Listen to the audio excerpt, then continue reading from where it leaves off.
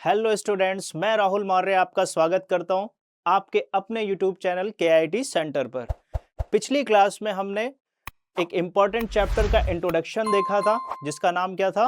भक्ति और सूफी परंपराएं। अब उसी चैप्टर के हम कुछ क्वेश्चंस देखेंगे जो एग्जाम के लिहाज से काफी इंपॉर्टेंट होने वाले हैं।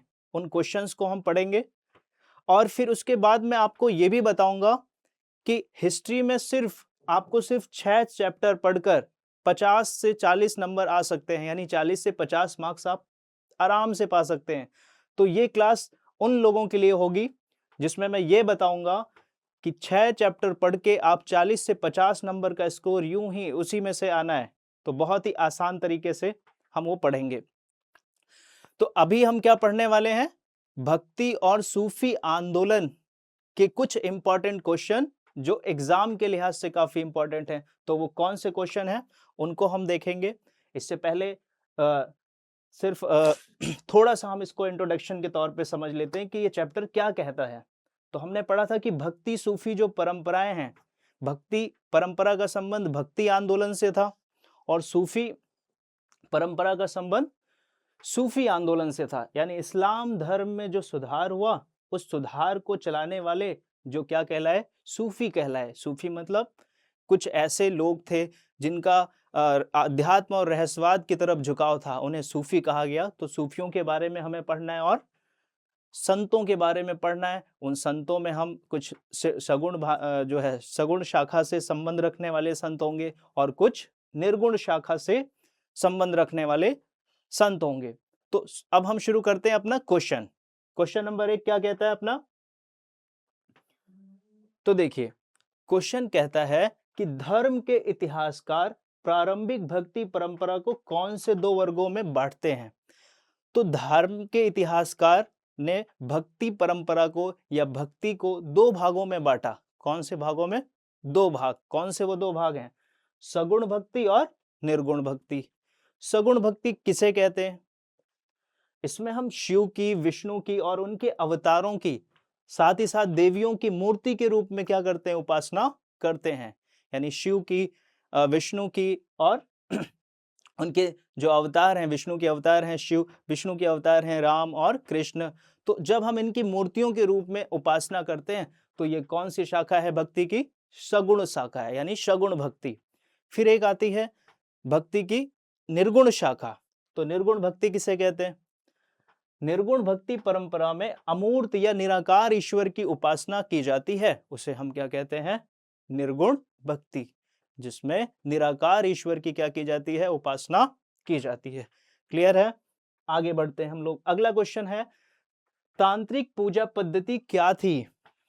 तो हम देखते हैं कि पूजा पद्धति में बदलाव आया। विष्णु, शिव और राम और जो भी भक्ति की जो अलग अलग जो देवी देवता थे उनकी पूजा के साथ साथ अब देवियों की पूजा शुरू हो गई।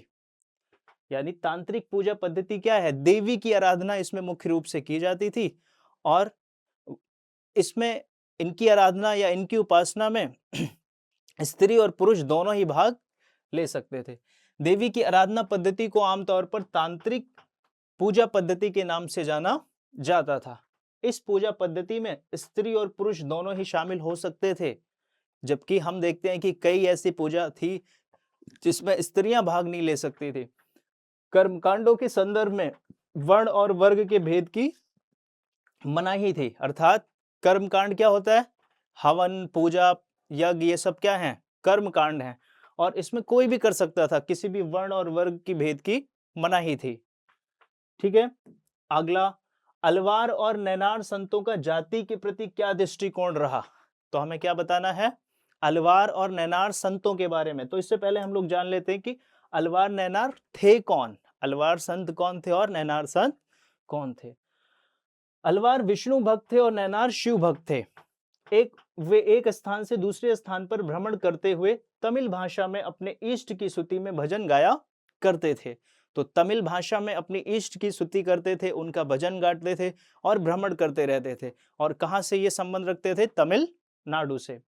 चोल राजाओं का समर्थन। अब इनको चोल राजाओं का समर्थन मिला था क्योंकि उस वक्त चोल राजवंशों का शासन रहा। चोल शासकों ने ब्राह्मणीय व भक्ति परंपरा का समर्थन दिया। मैंने बताया था इंट्रो में कि यह वही समय था जब हिंदू धर्म की एक तरह से पुनर्स्थापना हो रही थी। जब हिंदू धर्म की क्या हो रही थी? पुनर्स्थापना, अर्थात भक्ति के नए नए तरीके चलन में आए थे। क्यों चलन में आए थे? क्योंकि हमारे यहाँ पर बहुत सारे आडंबर और कुरीतियों की वजह से लोग अब जो है अन्य शाखाओं से जुड़ रहे थे। तो चोल राजाओं ने क्या किया? इनको समर्थन दिया। समर्थन देने का अर्थ यह है कि इनको समर्थन दिया और इनको अनुदान भी दिया, जहां पर जिन स्थानों पर ये तीर्थ यात्राएं करते थे वहां पर तीर्थस्थल बन गए। तो चोल राजाओं का समर्थन, चोल शासकों ने ब्राह्मणीय व भक्ति परंपरा को समर्थन दिया और विष्णु व शिव के मंदिर के निर्माण के लिए भूमि अनुदान भी की। किन्होंने भूमि अनुदान की? चोल शासकों ने भूमि का क्या किया? अनुदान किया। और भूमि अनुदान जब किया तो उन भूमि पर कुछ मंदिर बने जो आज भी हैं। चिदंबरम, तंजावुर और कुछ गंगेकोट चोलपुरम में विशाल शिव मंदिर चोल शासकों की सहायता से बनाए गए। क्लियर है इतनी बात? तो हमने क्या पढ़ा कि अलवार नैनार संत कौन थे? उन्हें चोल राजाओं से प्राप्त समर्थन का उल्लेख करें तो किस तरह से चोल शासकों ने उनको क्या दिया? समर्थन किया। समर्थन के रूप में उनको भूमि अनुदान की और उसी भूमि पर क्या बने? कई विशाल भव्य मंदिर बने हैं, शिव मंदिर, जो हमें आज भी देखने को मिलते हैं। आगे बढ़ते हैं। अगला क्वेश्चन है, मीराबाई के गुरु कौन थे? मीराबाई भक्ति के दर्शन के किसी एक सिद्धांत के बारे में बताइए। तो मीराबाई के गुरु थे रैदास। और रैदास जो थे वो कौन सी शाखा से बिलोंग करते थे? कौन सी शाखा से संबंध रखते थे? वो निर्गुण शाखा, भक्ति की निर्गुण शाखा पर विश्वास करते थे। तो मीराबाई कौन सी शाखा पर विश्वास करती थी? मीराबाई सगुण शाखा पर। क्यों? क्योंकि कृष्ण के जो बांसुरी बजाते हुए जो उनका वो रूप है, वो जो उनका स्वरूप है, उसे वो पूजती थी। कौन? मीराबाई। मीराबाई कृष्ण के बांसुरी बजाते हुए रूप को पूजती थी। उन्होंने विष्णु के अवतार श्री कृष्ण को एकमात्र अपना पति स्वीकारा था। किन्होंने स्वीकारा था? मीराबाई ने। क्लियर है बात? आगे बढ़ते हैं। उलेमा कौन होते हैं? देखिए, जब हम सूफी परंपरा पढ़ेंगे, यानी सूफी आंदोलन की जो शुरुआत हुई वो सूफियों ने की। और सूफी कौन थे? सूफी आसान भाषा में कहें तो कुछ आध्यात्मिक लोगों का वैराग्य की तरफ झुकाव बढ़ा, रहस्यवाद की तरफ झुकाव बढ़ा। ऐसे लोगों को क्या कहा गया? सूफी कहा गया। रहस्यवाद क्या मतलब? उनको लगा कि कुछ तो रहस्य है, जो कुछ हमें बताया जा रहा है वो सारी चीजें सही नहीं है। इस्लाम में कुछ वो शुद्धि चाहते थे, सुधार चाहते थे। तो उनका मानना था कि हम अपने अनुभव के आधार पर हमारा जो संबंध हो अल्लाह से या खुदा से वो सीधा हो, उसमें कोई बिचौलिया भूमिका ना निभाए। तो जो बिचौलिया भूमिका निभा रहे थे उनको लगता था वो क्या कहलाए? उलेमा, जिनको इस्लाम को बहुत ज्यादा समझ होती है। तो उलेमा कौन है? उलेमा कौन होते हैं? जैसे जैसे हम कहते हैं हिंदुओं में कौन होते हैं? ब्राह्मण होते हैं, पंडित जी होते हैं। वैसे ही उलेमा कौन है? इस्लाम धर्म के ज्ञाता, जिनको इस्लाम की अच्छी खासी क्या होती है? समझ होती है। नेक्स्ट, तमिलनाडु की 2 संत कवित्रियों के नाम लिखिए। जब तमिलनाडु में अलवार और नैनार संत क्या कर रहे थे? आंदोलन चला रहे थे, ताकि भक्ति के नए नए रूपों को हमने देखा था।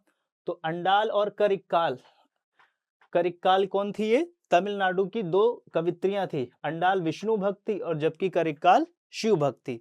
वो शिव को पूजती थी या शिव की प्रेसी मानी जाती थी। और अंडाल जो थी वो विष्णु को अपना प्रेसी या विष्णु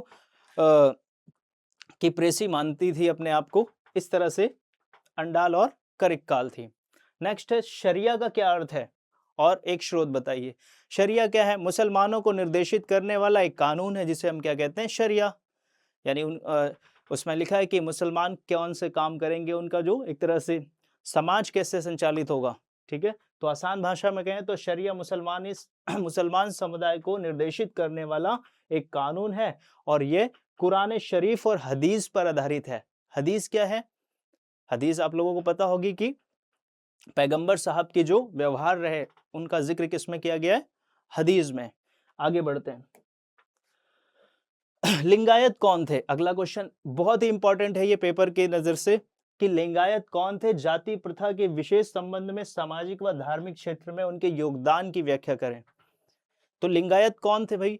लिंगायत से जब पढ़ेंगे तो हम देखेंगे कि 12वीं शताब्दी में दक्षिण भारत में, खासतौर पे कर्नाटक में एक आंदोलन की शुरुआत हुई और उस आंदोलन की शुरुआत करने वाले का जो नाम था वो क्या था? बासवन्ना। बासवन्ना ने इस आंदोलन की शुरुआत की और इनके जो अनुयायी थे वही लिंगायत कहलाए। तो इन लिंगायतों का सामाजिक और धार्मिक क्षेत्र में योगदान क्या रहा? मतलब समाज में इन्होंने कुछ बदलाव के लिए काम किया, धार्मिक क्षेत्र में इन्होंने कुछ योगदान दिया, वो पढ़ना है।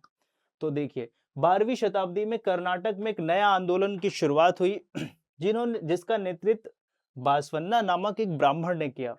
बासवन्ना पहले जैन मत को मानते थे और चालुक्य राजा के दरबार में मंत्री थे, यानी वो पहले जैन मत को मानते थे और राजा चालुक्य के दरबार में वो क्या थे? मंत्री थे। इनके अनुयायी वीर शैव यानी शिव के वीर अर्थात वीर शैव भी कहलाए। वीर शैव का मतलब क्या होता है? शिव के वीर, या लिंगायत कहलाए, क्योंकि ये लिंग धारण करते थे। ठीक है, अपने बाएं कंधे पर एक छोटे से पिटारे में लघु लिंग धारण करते थे, इसलिए इनको क्या कहा गया? लिंगायत कहा गया। आज भी इस क्षेत्र में लिंगायत समुदाय मौजूद है। किस क्षेत्र में? कर्नाटक वाले क्षेत्र में। सामाजिक व धार्मिक क्षेत्र में इनका योगदान। अब चलिए हम योगदान पढ़ते हैं कि क्या रहा इनका योगदान, किस क्षेत्र में? सामाजिक क्षेत्र में और धार्मिक क्षेत्र में। तो देखिए लिंगायत शिव की उपासना शिवलिंग के रूप में करते थे। देखिए अभी तक क्या हो रहा था कि शिव की पूजा मूर्ति के रूप में होती थी, लेकिन ये शिव की उपासना शिवलिंग के रूप में करते थे। इस समुदाय के पुरुष बाएं कंधे पर एक पिटारे में लघु लिंग धारण करते थे। जो भी लिंगायत समुदाय से संबंध रखने वाले पुरुष थे वो अपने बाएं कंधे पर क्या करते थे?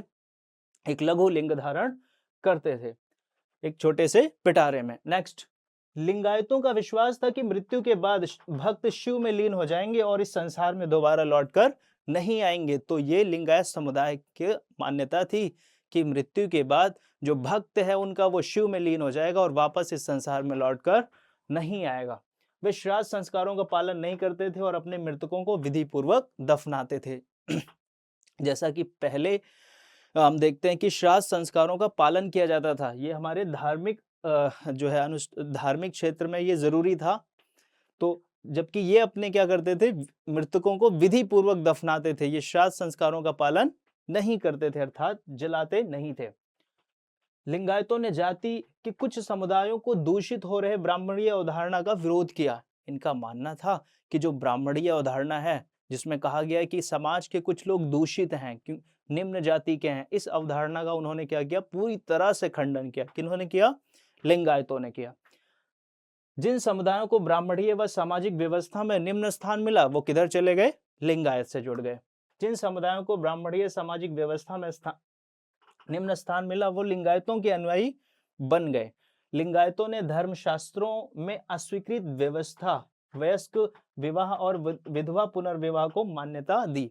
देखिए क्या कहा कि जो धर्मशास्त्रों ने जिस चीज को अस्वीकृत कर दिया, स्वीकार नहीं किया, क्या नहीं स्वीकार किया? कि वयस्क विवाह नहीं होना चाहिए, विधवा का पुनर्विवाह नहीं होना चाहिए, इन चीजों को उन्होंने मान्यता दी। किन्होंने मान्यता दी?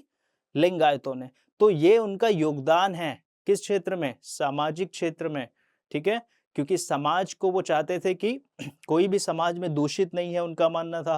विधवा पुनर्विवाह होना चाहिए, वयस्क विवाह होना चाहिए, बाल विवाह नहीं होना चाहिए। ये सारे सुधार, इन सारे बातों को वो उस समय सोचते थे 12वीं शताब्दी में। तो ये उनका सामाजिक क्षेत्र में योगदान रहा। धार्मिक क्षेत्र में क्या योगदान रहा? धार्मिक कर्म जो धर्म के क्षेत्र में जो आडंबर थे, कुरीतियां थे, वो नहीं मानते थे। वो अपने मृतकों को क्या करते थे? विधि पूर्वक दफनाते थे, दाह संस्कार नहीं करते थे। उनका विश्वास था, क्या विश्वास था? कि उनके जो जिसकी भी मृत्यु होती है वो शिव में लीन हो जाता है और इस संसार में लौटकर नहीं आता। क्लियर है इतनी बात? तो ये क्वेश्चन काफी इंपॉर्टेंट है एग्जाम के लिहाज से। आगे बढ़ते हैं। उत्तरी भारत में 14वीं सदी में किन धार्मिक नेताओं के प्रभाव में तेजी आई?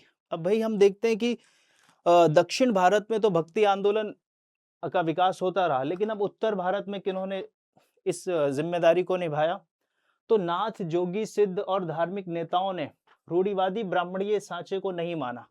अब उत्तर भारत में जब भक्ति आंदोलन का विकास हुआ ना, तो कुछ संत रहे जिनका नाम क्या है, जो अलग अलग नामों से जाने गए, किस जोगी, नाथ, सिद्ध।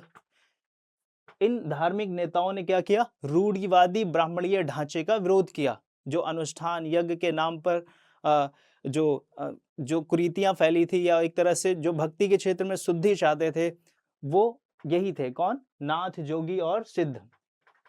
इन्होंने रूढ़िवादी ब्राह्मणीय सांचे को नहीं माना। उनमें अनेक लोग शिल्पकार, जुलाहा समुदाय के भी थे, जैसे कबीरदास। क्या कहना चाह रहे हैं कि उत्तर भारत में जो भक्ति आंदोलन को आगे बढ़ाने का काम किया, वो इन्होंने किया। और ये लोग जातिवाद को नहीं मानते थे, क्योंकि इनके समुदाय के भीतर ही ऐसे लोग थे जो अलग अलग समुदाय से आते थे। कुछ लोग शिल्पकार समुदाय से संबंध रखते थे, कुछ जुलाहा समुदाय से, जैसे कबीरदास को माना जाता है कि वो जुलाहा समुदाय से क्या रखते थे, संबंध रखते थे। नेक्स्ट करते हैं हम लोग औलिया या वली। वाली नहीं, वली से आप क्या समझते हैं भाई? औलिया किसे कहा गया?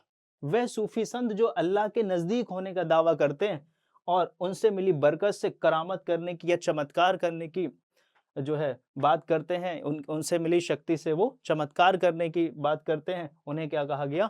औलिया। औलिया का शाब्दिक अर्थ क्या है? ईश्वर का मित्र। यानी जो ईश्वर का मित्र है, जो ईश्वर के काफी नजदीक है, उसे क्या कहा गया?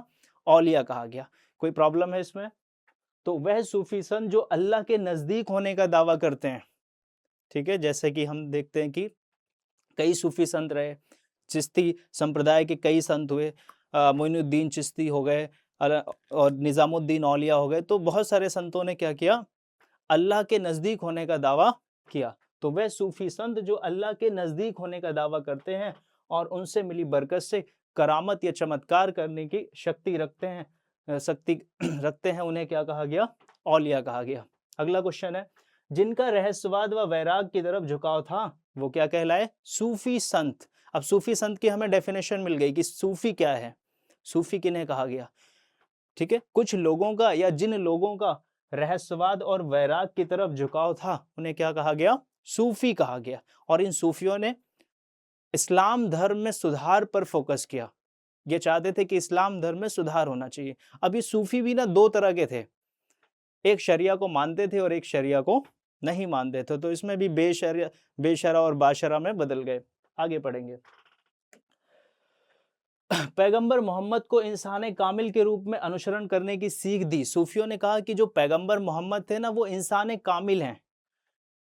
ठीक है, इंसान कामिल एक अच्छे इंसान है, इस रूप में हम उनका अनुसरण करें। किनका अनुसरण करें? मोहम्मद पैगंबर का। ठीक है, पैगंबर मोहम्मद को इंसान कामिल, ऑब्जेक्टिव क्वेश्चन है ये। कुछ लोगों के अनुसार मृत्यु के बाद पीर किसमें एकीभूत हो जाता है? अब पीर की बात आ गई। पीर कौन पीर होते हैं? वही सूफी, वही पीर हैं। जब उनकी मृत्यु हो जाती है तो वो किसमें एकीभूत हो जाते हैं? वो अल्लाह में, यानी पीर ईश्वर से एकीभूत हो जाते हैं या ईश्वर से मिल जाते हैं। मृत्यु के बाद पीर ईश्वर से एकीभूत हो जाते हैं और इस तरह वो पहले की बजाय और अधिक करीब हो जाते हैं। कौन करीब हो जाता है? पीर। अर्थात जब पीर की मृत्यु होती है तो माना जाता है कि वो ईश्वर के और पास चले गए, इसलिए उनकी मज़ारें बनती है और माना जाता है कि उनकी मज़ार पर जो भी मुराद रखी जाएगी वो पूरी हो जाएगी, क्योंकि वो ईश्वर के और करीब जा चुके हैं। नेक्स्ट पढ़ते हैं। कुछ रहस्यवादियों ने खानका का तिरस्कार करके एक नए आंदोलन की नींव रखी है। अब कुछ रहस्यवादी ऐसे थे, कुछ सूफी संत ऐसे थे जिन्होंने खानका का तिरस्कार किया। अब ये खानका क्या होता है? देखिए, जब सूफी संत कुछ सूफी संत रहते थे किसी एक पर्टिकुलर जगह पर, या स्थान, आश्रम कह सकते हो, तो जहां वो निवास करते थे वो उनका खानका था। लेकिन कुछ सूफियों ने निवास नहीं किया, वो भ्रमण ही करते रहे, घूमते रहे। ना उन्होंने विवाह किया, ना उन्होंने जो है धन जुटाया, कुछ भी नहीं किया ये सब काम। तो कुछ रहस्यवादियों ने खानका का तिरस्कार किया। कुछ रहस्यवादियों ने खानका का तिरस्कार करके एक नए आंदोलन की नींव रखी। तो उसके बारे में हमें बताना है। तो यह रहस्यवादी फकीर की जिंदगी बिताते थे, ये जीवन भर फकीर की जिंदगी बिताते थे। निर्धनता और ब्रह्मचर्य का उनको गौरव प्राप्त था, अर्थात वो हमेशा निर्धन रहना चाहते थे और इनके विभिन्न नाम हैं, अलग अलग जगहों पर इनको अलग अलग नाम से जाना जाता है, जैसे कलंदर, मदारी, मलंग, हैदरी आदि। तो ये इनके नाम हैं। इनको ये भी संत हैं, लेकिन क्या फर्क है कि इन लोगों ने खानका का तिरस्कार किया कि हम किसी निवास स्थान में नहीं रहेंगे, हम फकीरों जैसा जीवन बिताएंगे। नेक्स्ट है, शरिया की अवहेलना करने के कारण इन्हें बेशरिया कहा गया, क्योंकि क्योंकि इन्होंने शरिया की क्या की, शरिया की अवहेलना की, नहीं माना, शरिया को नहीं माना, और जो शरिया को माने वो बाशरिया कहलाए। नेक्स्ट, शेख निजामुद्दीन औलिया का खानका कहाँ स्थित है, इसकी सामुदायिक रसोई की कोई खास बात बताइए। तो देखिए, शेख निजामुद्दीन औलिया दिल्ली में मौजूद है इनका। तो देखते हैं, शेख निजामुद्दीन औलिया का खानका उस समय दिल्ली शहर की बाहरी सीमा यमुना नदी के किनारे गयासपुर में स्थित था। तो ये निजामुद्दीन औलिया का खानका कहाँ स्थित है, यमुना नदी के किनारे गयासपुर में स्थित था, नहीं है।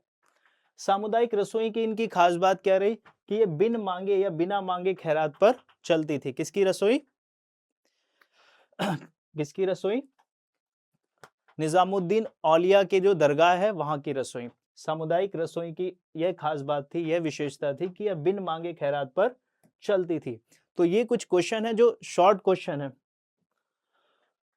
ख्वाजा मोइनुद्दीन की दरगाह इतनी लोकप्रिय क्यों थी? अगला क्वेश्चन पढ़ते हैं, ये भी एक अच्छा क्वेश्चन है कि ख्वाजा मोइनुद्दीन चिश्ती, जो कि चिश्ती संप्रदाय के सबसे पहले जो है सूफी रहे, तो सूफी का जो आगमन हुआ उसमें चिश्ती संप्रदाय काफी इंपॉर्टेंट है। देखिए, कई संप्रदाय आए, लेकिन हमें कई संप्रदाय के बारे में नहीं पढ़ना है, सिर्फ किस संप्रदाय के बारे में पढ़ना है? चिश्ती संप्रदाय के बारे में। इन्हीं के शिष्य आगे चल के औलिया रहे, और भी कई जो है सूफी रहे। तो हम देखते हैं पहले, ख्वाजा मोइनुद्दीन की दरगाह इतनी लोकप्रिय क्यों थी? अजमेर में स्थित शेख मोइनुद्दीन चिश्ती की दरगाह, शेख की सदाचारिता, बताया जाता है कि शेख बहुत सदाचारी थे, अर्थात मोइनुद्दीन चिश्ती की जो दरगाह है वो किस लिए? सदाचारिता और दयालुता के कारण लोकप्रिय थी। माना जाता है कि ये काफी सदाचारी थे और काफी दयालु थे, इसलिए इनकी जो दरगाह है वो काफी लोकप्रिय रही। यह दरगाह दिल्ली और गुजरात को जोड़ने वाले व्यापारिक मार्ग पर थी, इसलिए यहाँ अनेक यात्री आते थे। कहाँ पे मौजूद थी ये? दिल्ली और गुजरात को जोड़ने वाले व्यापारिक मार्ग पे। अगला क्वेश्चन, अमीर खुसरो कौन थे? समझ में आ गया ये। अजमेर में स्थित शेख मोइनुद्दीन चिश्ती की दरगाह किस लिए लोकप्रिय थी? उनकी सदाचारिता के लिए और उनकी दयालुता के लिए। कहाँ पे स्थित है? दिल्ली और गुजरात को जोड़ने वाले व्यापारिक मार्ग पर स्थित है। अमीर खुसरो कौन थे? तो अमीर खुसरो एक महान कवि के साथ साथ एक संगीतज्ञ भी थे, मतलब कवि के साथ साथ ये संगीतज्ञ भी थे। अच्छा, संगीत भी गाते थे। वे शेख निजामुद्दीन औलिया के अनुयायी थे। किसके अनुयायी थे? शेख निजामुद्दीन औलिया के अनुयायी। अगला क्वेश्चन देखते हैं, और अब ये क्वेश्चन काफी इंपॉर्टेंट होने वाला है। क्वेश्चन क्या है? श्री गुरु नानक देव जी और उनके संदेश का विशेष रूप से वर्णन करते हुए सिख धर्म के विकास का वर्णन करें। यानी हमें गुरु नानक देव जी की शिक्षाओं को जानना है, और ये पेपर में आया हुआ क्वेश्चन है और काफी इंपॉर्टेंट क्वेश्चन है। पहले तो हम इनके बारे में जानते हैं कि क्या रहा इनका परिचय के तौर पे। श्री गुरु नानक देव जी का जन्म पंजाब के ननकाना साहिब में हुआ था। कहाँ पे हुआ था? ननकाना साहिब में। कब हुआ? 1469 से 1539 में तक इनका ये रहा। 1469 में जन्म हुआ और 1539 तक। यह स्थान अब पाकिस्तान में है। ये जो ननकाना साहिब है ये कहाँ पे है? पाकिस्तान में। उन्होंने हिंदी और गणित की प्रारंभिक शिक्षा प्राप्त की, और फारसी और अरबी भाषा का भी उन्हें ज्ञान था। किनको ज्ञान था? गुरु नानक देव जी को हिंदी और गणित की उन्होंने प्रारंभिक शिक्षा, शुरुआती शिक्षा इनकी किस में हुई? हिंदी और गणित में हुई। फिर फारसी और अरबी भाषा इनको आती थी या इसका भी इन्हें ज्ञान था। उनका विवाह छोटी आयु में हो गया था। वह अपना अधिकतर समय सूफी और भक्ति संतों के बीच में बिताते थे। विवाह तो छोटी आयु में हुआ, लेकिन वो ज्यादातर समय कहाँ बिताते थे? किसके बीच में? सूफियों के बीच में, भक्ति संतों के बीच में। अपने संदेश को फैलाने के लिए उन्होंने दूर दूर तक यात्राएं की और उनका संदेश यही था कि मानव सेवा सबसे बड़ा धर्म है। जातिवाद का उन्होंने विरोध किया, मूर्ति पूजा का उन्होंने विरोध किया, आपसी भाईचारा बनाया जाए, मानव सेवा की जाए, ये सब उनके संदेश थे। किनके संदेश थे? गुरु नानक देव के। जाति भेदभाव का खंडन, मानव सेवा और आपसी प्रेम भाईचारे को सबसे बड़ा धर्म बताया। किन्होंने? गुरु नानक देव जी ने, कि जो मानव की सेवा करता है वो सबसे बड़ा धर्म है, भाईचारा बना के रखना सबसे बड़ा धर्म है। उन्होंने धार्मिक अनुष्ठानों व मूर्ति पूजा का खंडन किया। उनके अनुसार जो धार्मिक अनुष्ठान है वो कुरीतियों और आडंबरों से भरे हैं, अर्थात धार्मिक अनुष्ठान के नाम पर जो है समाज में कुरीतियां फैल रही हैं, तो इसलिए उन्होंने धार्मिक अनुष्ठानों और मूर्ति पूजा का क्या किया? खंडन किया। तो ये उनकी शिक्षाएं हैं, प्रमुख शिक्षाएं। और भी हम कई चीजें हम जोड़ सकते हैं इसमें, ठीक है। तो ये हो गया गुरु नानक देव जी की संदेश और उसको कैसे आगे बढ़ाया गया, उसका विकास कैसे हुआ, उसके लिए उन्होंने काफी यात्राएं की। तो इसमें आप लोगों को कोई दिक्कत तो होनी नहीं चाहिए। एक बार और हम पढ़ लेते हैं। गुरु नानक देव जी का जन्म पंजाब के ननकाना साहिब में हुआ, लेकिन वो पंजाब अभी कहाँ है? पाकिस्तान में है, ठीक है। उन्होंने उनकी जो हिंदी और गणित की प्रारंभिक शिक्षा प्राप्त की, शुरुआती शिक्षा उन्होंने हिंदी और गणित की पाई। फारसी अरबी भाषा का भी उन्हें ज्ञान था। उनका विवाह छोटी आयु में हो गया, लेकिन आगे चलकर उन्होंने ज्यादातर समय अपना किस किस बीच में बिताया? सूफी के बीच में और सूफी संतों के बीच में, भक्ति संतों के बीच में। उनका संदेश यही था कि जाति भेदभाव ना हो, जाति के आधार पर कोई भेदभाव ना हो, जाति भेदभाव का वो खंडन करते थे। मानव सेवा सबसे बड़ा धर्म है, आपसी प्रेम भाईचारा बनाए रखना यही सबसे बड़ा धर्म है। धार्मिक अनुष्ठानों का उन्होंने क्या किया? खंडन किया या उन्होंने इसका विरोध किया। नेक्स्ट, तो ये आप लोगों के लिए ये कुछ क्वेश्चंस हैं जो काफी इंपॉर्टेंट रहे, जो हमने पढ़ लिए हैं। अब मैं बात करने वाला हूं कि हिस्ट्री में जो मोस्ट इंपॉर्टेंट चैप्टर हैं उनको लेकर, वो चैप्टर कौन से हैं और उनके क्वेश्चंस मैं आप लोगों को प्रोवाइड कराऊंगा। और वो क्वेश्चंस काफी इंपॉर्टेंट है, यानी कम समय में अच्छा रिजल्ट, अगर कम समय में अच्छा रिजल्ट पाना है तो आपको इन चैप्टर्स को एकदम पढ़ के जाना है। सिर्फ 6 चैप्टर बताऊंगा, उन 6 चैप्टर में आपके सब्जेक्टिव क्वेश्चंस बहुत बनेंगे। सब्जेक्टिव मींस लंबे क्वेश्चन, लॉन्ग क्वेश्चंस वहां से आएंगे। वो 6 चैप्टर कौन से हैं वो हम अगली क्लास में पढ़ेंगे, और उन 6 चैप्टर में से मैं सिर्फ 5 क्वेश्चंस आप लोगों को प्रोवाइड कराऊंगा। वो 5 क्वेश्चन काफी इंपॉर्टेंट होंगे। हर एक चैप्टर से 5 से 6 लॉन्ग क्वेश्चन, और वो एग्जाम में अक्सर रिपीट होते रहे, यानी उसके चांसेस ज्यादा हैं, ठीक है। तो अगली क्लास में हम लोग उन क्वेश्चंस पे बात करेंगे। अभी के तौर पर इतना ही, आगे पढ़ेंगे अगली क्लास में। टॉपिक से रिलेटेड कोई भी डाउट है तो आप कमेंट सेक्शन में कमेंट करिए। बाकी मिलते हैं अगली क्लास में।